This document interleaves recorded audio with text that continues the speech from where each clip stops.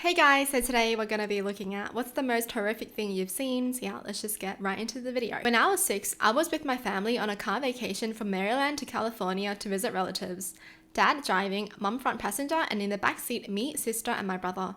We were 50 miles from home taking a ramp off the interstate when an upper ball joint in the front suspension blew out, causing the steering wheel to spin like a roulette wheel, breaking 3 of my father's fingers. The car flipped and traveled 60 feet on its roof. I remember climbing out the broken rear windows and standing in the rain with my siblings while my dad tried frantically to get my mum out of the car. I would never forget him screaming her name.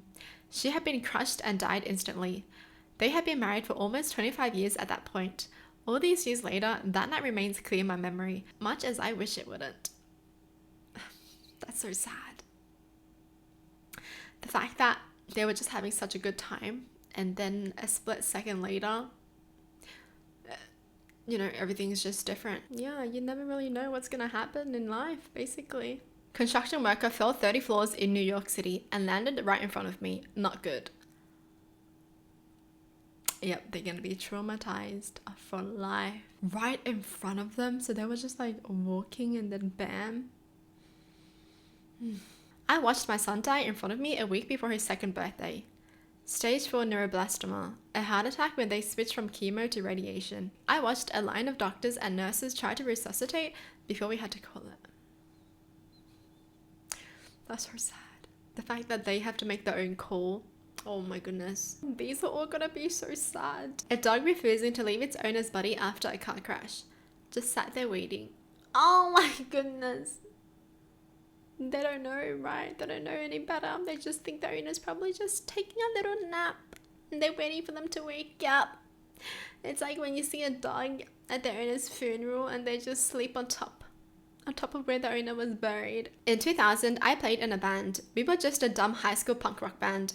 We had a friend who owned a PA system and he said we could borrow it. He told us to come over on Saturday and grab it from his garage. He had to work out but said that his parents knew we were coming and to walk in. He hung himself and didn't want his family to find him. Myself and 2 friends opened the side door to the garage and he was hanging there. Eyes bulged out, staring straight ahead. I couldn't process what I was looking at. My friends couldn't either. We just stood there. No one said anything for what felt like minutes, but I'm sure it was seconds. My friend said something like, "He's joking, yeah?" He ran out and got his mum. That was a stupid decision to make in retrospect. Should have called 911 and kept his mum out of the garage. I still think about this every now and then. I mean, they still did the right thing. Normally when you're kids, they always tell you to get an adult. So yeah, they did the right thing, but damn. I've seen a lot of effed up things, but what disturbed me the most was the aftermath of my 4-year-old niece's essay. It was done by an adult cousin and his wife. She developed intermittent explosive disorder for a little while. I stayed with my sister during this period to help, and the outbursts were so intense. She would scream at the top of her lungs, scratch at her arms and face, throw things, and at one point I caught her choking herself. What the frick? An adult cousin and his wife? Well, I hope they're freaking rotting away in prison. She had no idea what to do with the pain it had caused her. She was terrified, confused, and hurt. We had her in therapy immediately and the IED resolved after a few months. Thank God. Saying that it was traumatizing is a vast understatement. For anyone interested, after years of fighting, the cousin was finally convicted and sentenced to 45 years. We're still working on convincing the DA to issue a warrant for the wife. Yes! Get the wife in there too because they're in on it. They're both in on it. Actual monsters. Why would you do that? Why? Poor girl. She was just like so scared and she didn't want to feel that way. But she also didn't know how to control it. But I'm glad she's doing a lot better now after therapy. Thank gosh. Saw a guy's arm get ripped off in a construction related accident. Didn't know bones leaked fluid when they snapped. That's scary. My mum's friend is a sports teacher. She saw a kid get hit in the arm with a tennis ball, but not very hard. However, he started screaming and passed out. It turned out he had an undiagnosed growth in his bone, and the ball hitting his arm even with minimal force caused the growth to rupture, and the force of the liquid spurting out shattered the surrounding bone. Kid had surgery and kept his arm, but yikes. Yikes indeed, what the hell? Everywhere that it could have hit, it hit him in the arm where this happened. Jeez. But I'm glad he's okay. A cat trying desperately to wake up its friend who had been hit and killed in the middle of the road after both cats bolted from the owner's front door. It seemed like it just didn't get it. That's so sad. Yeah, because it's like, Yeah, they were just both happily running, and then now it's like, oh, what happened to you? Oh. I've seen this happen too with like a bird. I think it was like a cockatoo. You know how birds, they always in pairs? So like it's a wife and a husband kind of thing. And then one of them got hit by a car and it was just laying on the road. And the other was trying to nudge it with its beak. And like trying to pull it off the road because the cars kept coming. Seriously. That was so sad. Busy downtown DC, lunchtime. Screaming and some crashing noises. 2 thumps. Lady screaming, his head came off, running by the diner. I go out to a huge stopped crowd. Eerily, not a sound. Car crashed into another I see. Okay, is that it? Then in the street, a dead man, his leg lying next to him. His leg came off. The lady was screaming, I heard it as head. I think I'm in shock, not processing much, just gawking. Maybe 2 minutes into the scene, I see another guy 30 feet down, dead in the gutter. His blood stopped, now coagulating, but clearly flowed down the street rain gutter to the sewer.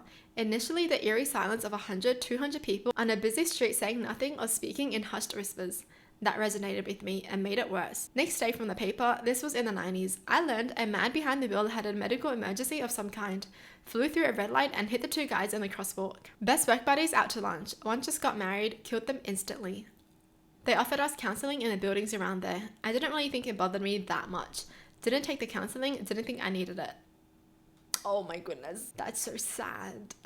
Their lives over just like that. And they were just about to have a good time to eat lunch. Roll over accident with the car landing right next to mine. Man lost his head from the force of the whiplash. Landed on the road in front of my car. I didn't even know that could happen. My ex-partner and father of my daughter killed a young woman and brought her to my house in the boot of his car to show me. He thought if he showed me what he'd done, I'd help him and give him money to leave town, etc. He was going up North Queensland and was going to throw her body in the river to the Crocs.